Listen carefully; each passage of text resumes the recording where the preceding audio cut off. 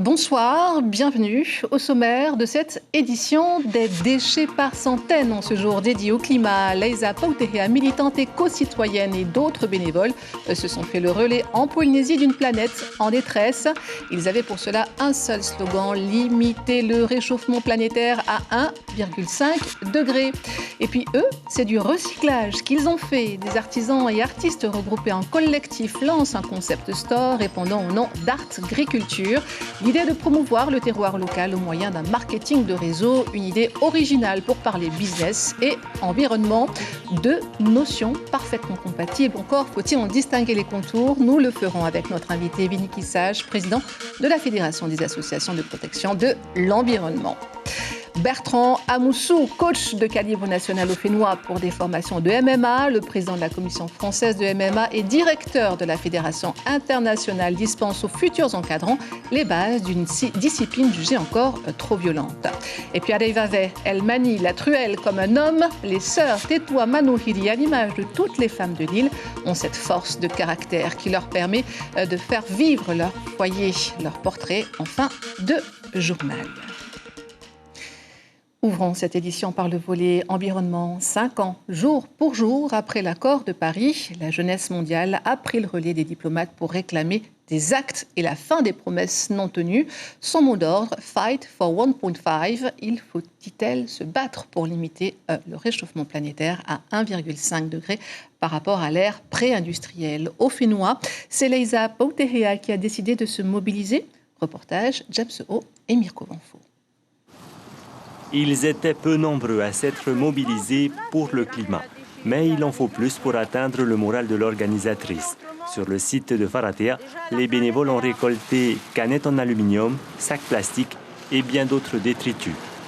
Ça consiste à venir en soutien, on va dire, aux accords de Paris. Voilà. Un peu partout, ils se mettent en action pour écrire au sol 1,5 degrés Celsius. Voilà. Et donc du coup, nous à Tahiti, au lieu de, eux ils mettent des bougies, nous on va mettre des déchets. Parce qu'à Tahiti, justement, sur ce problème climatique, on voit aussi beaucoup de déchets. Parmi les participants, Gise souhaite interpeller les consciences sur l'importance de préserver notre environnement. Donc je suis venue pour attirer l'attention aussi de nombreux Polynésiens qui viennent prendre du loisir sur les sites publics comme ça. Et qu'ils fassent l'effort aussi de ramener leurs propres déchets. Manque d'organisation ou de communication, Laïsa Pautehea souhaiterait plus de mobilisation pour la journée de demain. Alors, peut-on conjuguer business et environnement? Oui, disent les artistes et artisans du collectif Artgriculture, un concept store qui promeut le terroir polynésien. Des peintres et agriculteurs qui ont pris place au centre Weima pour 2 semaines, Sandroli et Marcel Bonneau ayant découvert myriade d'objets de seconde main. Ce sapin de Noël est orné de produits recyclés, canettes en aluminium, cartons récupérés et bien d'autres. Hens partage la magie de Noël en fabriquant des verres à champagne à base de bouteilles en plastique jetées à la poubelle. Le principe est simple et rapide. Là, j'ai fait le trou et là, je vais juste insérer, prendre ça pour faire comme joint et ensuite, toujours avec le bouchon, le même bouchon d'origine, là, je vais serrer. Et là, ça va bien coller et ça sera... ça ne va pas couler. Une bougie au coco, c'est jouer la carte Made in Fénois avec une matière première 100% locale. Alexandre utilise des matières premières d'origine naturelle pour la réalisation de ces bougies faites à la main, composées de noix de coco, de mèches en coton, des parfums de coco et de cire de soja pour une tenue longue durée et naturelle. J'étais en hôtellerie avant. Suite à la crise, les emplois sont un peu difficiles. Donc il fallait se trouver une activité pour continuer à vivre, on va dire. Donc j'ai dit, personne n'a eu l'idée d'utiliser la noix de coco pour faire des bougies. Je sais qu'il y en a qui l'utilisent pour faire des sculptures, gravures ou même du jardinage. Et moi, j'ai eu l'idée de faire de l'artisanat et des cadeaux souvenirs, on va dire. On a un peu de produits artistiques, des tableaux, ou des chapeaux tressés, des sacs tressés. On a vraiment un peu de tout. Non loin de là, le bois a remplacé le plastique pour la fabrication du stylo aux couleurs locales. Les artisans locaux ne manquent pas d'imagination, comme cette lampe de chevet à base de pierre de rivière qui pèse au moins 8 kg. Là, c'est la sauvegarde de la planète. Après, c'est le fait d'arrêter de puiser constamment dans nos ressources. Ça va être aussi le fait d'utiliser pour les objets du quotidien, des choses naturelles et non pas du plastique qui va continuer à polluer tout simplement notre planète. Il y a plein d'idées cadeaux pour les fêtes de fin d'année, confectionnées avec des produits recyclables collectés, comme par exemple ce tire-bouchon en bois. Ils sont nombreux, ces artisans, à se mettre au concept store, des boutiques qui ne vendent que des produits locaux et naturels et qui fleurissent de plus en plus au centre-ville depuis plusieurs mois pour faire face à la Covid-19. Véniky Sage, bonsoir. Bonsoir. Alors, vous êtes le président de la Fédération des associations de protection de l'environnement. Alors, avant de nous intéresser à votre actualité au niveau de la Fédération, intéressons-nous à cet accord de Paris depuis 5 ans. Est-ce que les choses ont bougé ? D'abord, merci pour cette invitation et puis bonjour à nos téléspectateurs. Alors, c'est un dossier sur lequel on s'était beaucoup impliqué, notamment au niveau du Conseil économique, puisqu'en 2015, on a été invité à la COP21. On avait monté un projet, j'étais co-rapporteur avec Patrick Gallnon, et on avait été choisi à l'époque pour représenter tous les conseils économiques de France et même d'Europe lors de la COP21. Donc, on y était allé avec, à l'époque, le président était M. Frébault. Et donc, on a eu la chance de présenter ce dossier. Et effectivement, tout le monde était heureux qu'ils aient fixé 1,5 degré. Et ce 1,5 degré avait été notamment été beaucoup poussé par tous les pays du Pacifique. Les pays du Pacifique, avec notamment le gouvernement qui avait travaillé sur les accords de Tapua-Théa, avait réussi à infléchir les choses, arriver à 1,5 degré. Hélas, aujourd'hui, on s'aperçoit qu'il n'y a pas grand-chose qui a été fait. Alors, on a vu en plus que les États-Unis, au travers de son précédent président Trump, ne voulaient pas du tout un grand coup de frein. Y travailler. On espère aujourd'hui que le nouveau président Biden va s'y mettre et va changer les choses. Donc, on reste positif parce qu'on sait qu'aujourd'hui, on fait partie, notamment de nous, avec nos atolls, justement, des pays qui sont les plus vulnérables. La montée des eaux, c'est une chose, mais avant la montée des eaux, on le constate déjà aujourd'hui, il y a des cyclones qui risquent d'être de plus en plus forts. On va certainement voir des modifications dans la faune, etc. Et donc, il est très important que l'on s'y prépare. Alors, on imagine bien qu'à la Fédération, on a envisagé des projets. Je crois que d'ailleurs, vous travaillez sur une 50aine d'entre eux. Oui, alors aujourd'hui, ce qu'on a envie, c'est ne pas toujours avoir une attitude négative et constamment dénoncer les personnes qui agissent mal, mais au contraire, on va bientôt, c'est un scoop, on va bientôt sortir un magazine qui a identifié les 50 projets qui sont les plus importants et qui sont vraiment notamment en cohérence avec ce que déclare l'ONU sur le développement durable. Et on va bientôt vous le présenter, et c'est une avant-première. Voilà. Alors, brièvement, la plainte concernant les thoniers chinois. Alors là aussi, on estime qu'il faut absolument militer contre cette pêche qui est menée d'une manière incroyable dans le Pacifique. On voit aujourd'hui des bateaux, alors il n'y a pas que les Chinois, il y a beaucoup d'Américains, mais on voit aujourd'hui des bateaux espagnols, des bateaux d'Europe venir dans le Pacifique. Et aujourd'hui, on constate que la pêche artisanale, ça devient de plus en plus difficile, et on milite notamment, nous, pour qu'il y ait des zones, des rahuis, et que l'on protège des zones autour des îles pour que nos pêcheurs de Potimarara et les autres puissent pêcher. Une réponse qui en vaut deux, puisque justement j'allais enchaîner concernant le projet de Teinui Atea, donc finalement. Oui, alors c'est un grand projet dans lequel effectivement il y a beaucoup de volets. On attend aujourd'hui, puisque c'est mentionné clairement que la société civile va être invitée, donc on attend avec impatience le moment où on va être associé à cette réflexion. Et évidemment, on s'y prépare et on a beaucoup de choses à proposer. Véniky Sage, merci infiniment d'avoir accepté de répondre à nos questions ce soir. Donc, je vous rappelle qu'il s'agissait du président de la Fédération des associations de protection de l'environnement, Maruru. Et puis pour clore ce volet environnemental, cette saisie de 90 kilos de langoustes, c'est arrivé le jeudi 3 décembre suite à un contrôle sur un navire par des agents de la direction des ressources marines et de la douane. Ils ont découvert une cargaison de 309 pièces inférieures à 20 cm et présentant pour certains des œufs. Avec la confiscation des langoustes, les contrevenants risquent jusqu'à 180 000 francs d'amende. Partons à présent pour la Nouvelle-Calédonie, où suite au blocage qui a paralysé l'île cette semaine, la mobilisation était massive dans les rues de Nouméa ce matin. Une marche pour la liberté et la paix à l'appel notamment des loyalistes en réponse aux événements de ces derniers jours. C'est un franc succès selon les forces de l'ordre. Ils étaient 23 000, plus de 30 000 selon les organisateurs. Des Calédoniens qui disent non aux affrontements et oui à la liberté de circuler. Lizzie Carboni et Louis Perrin.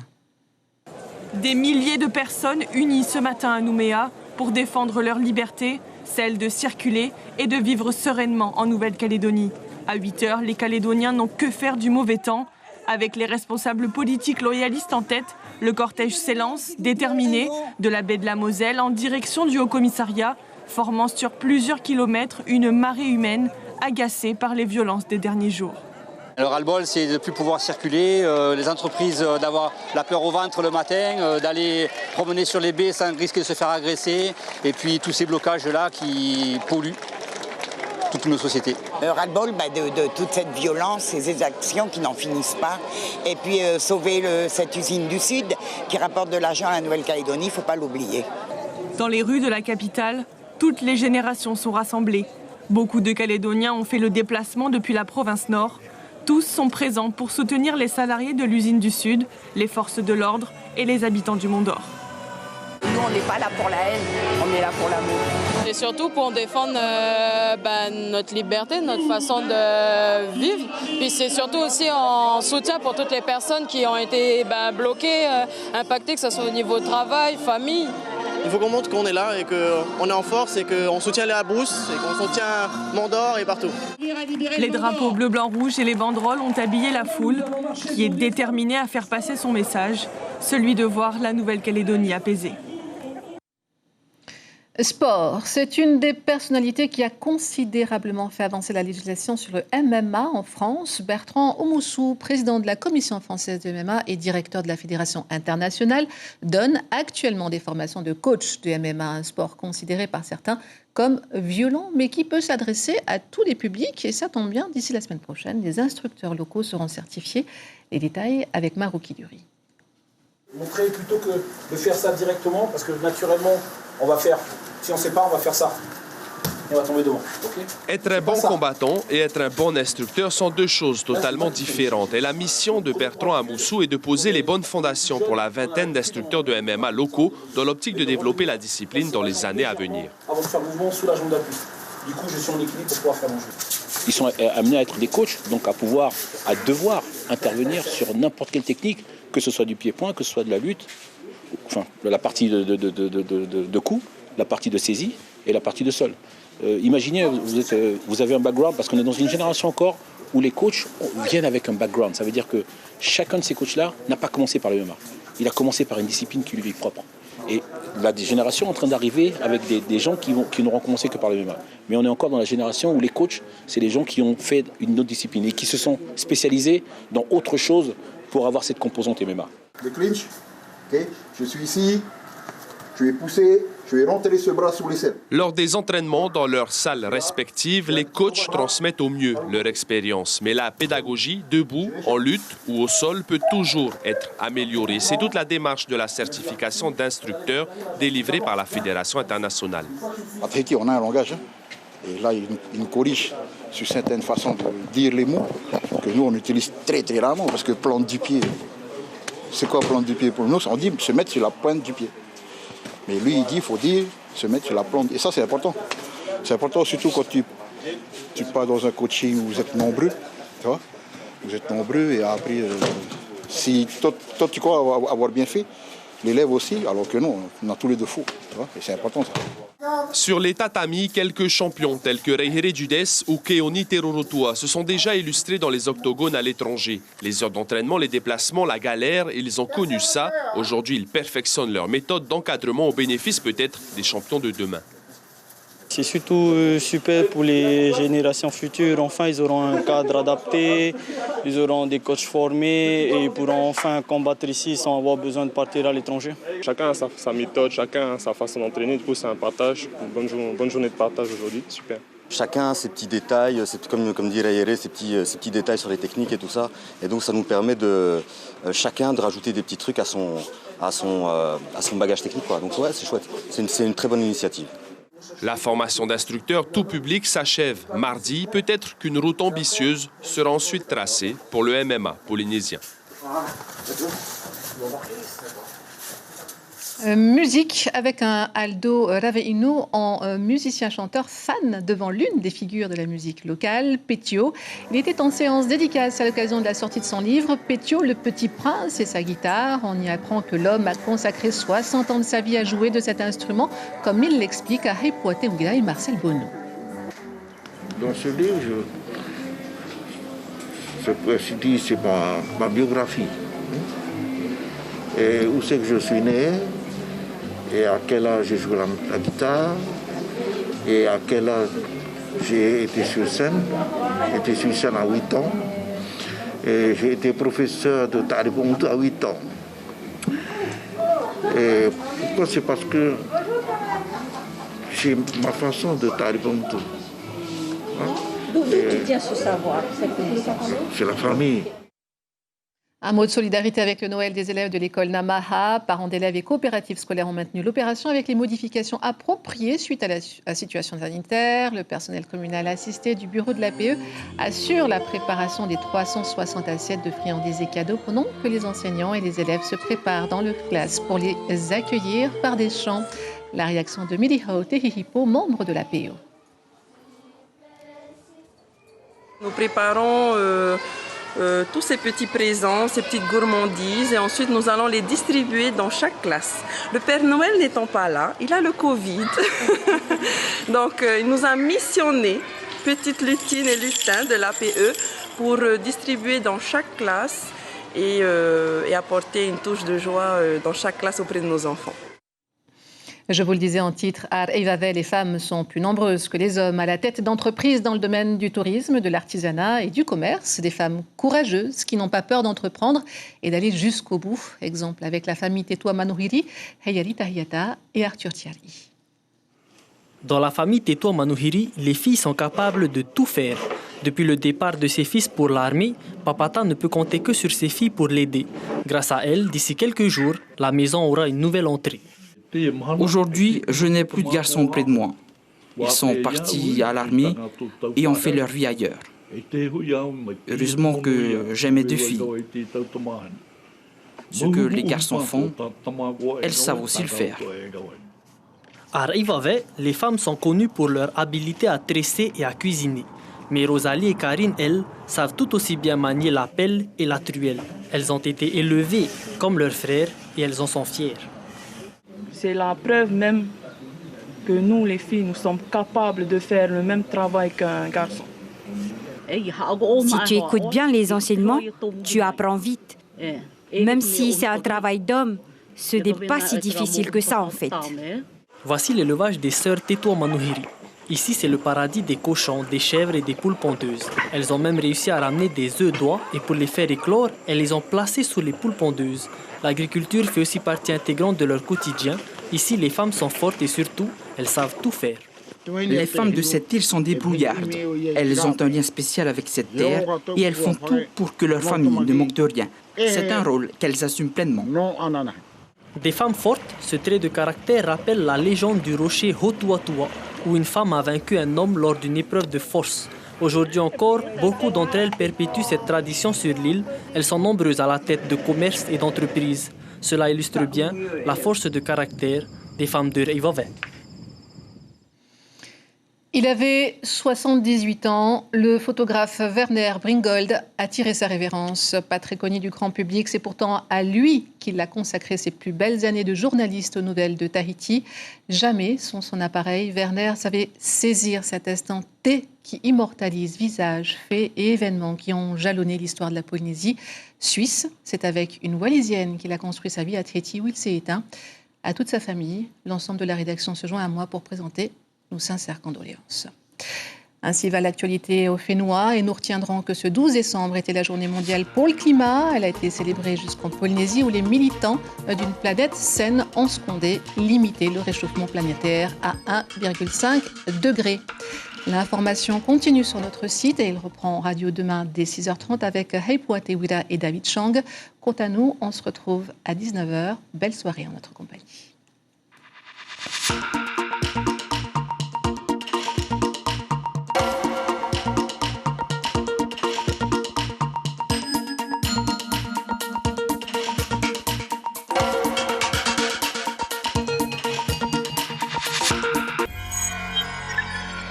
Retrouvez ce programme en replay sur notre site internet.